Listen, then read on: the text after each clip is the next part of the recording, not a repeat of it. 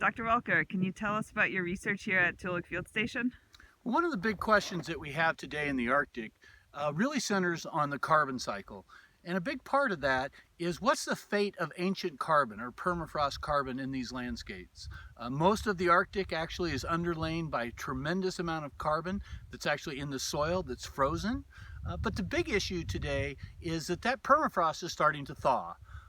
And what is the fate of that carbon is a big question we have with regards to kind of a climate warming feed forward process. So what we're doing here at Toolik Lake is we have a program during the summer to measure the carbon, its rates of loss, but also its sources and ages. Is it modern carbon or is it ancient carbon that's moving to the atmosphere? We've designed a system here that allows us to work in winter.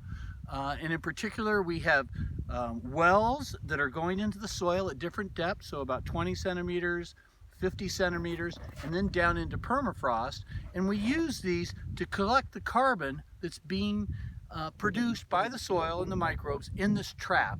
And so each one of these traps is collecting CO2 at different levels in the soil.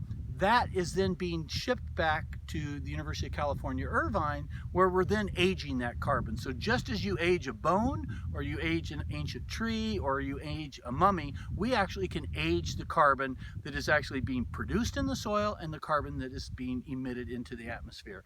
And one of the things that you've seen in the CO2 record is for about the last 40 years, the CO2 concentration has been increasing about 1 part per mil per year. But now it's even steeper, and it's up to 2 parts per mil per year are being emitted into the atmosphere from our landscapes. And we believe that part of that increase in the rate and concentration of atmospheric CO2 is due to ancient carbon moving from deep in these soils to the atmosphere.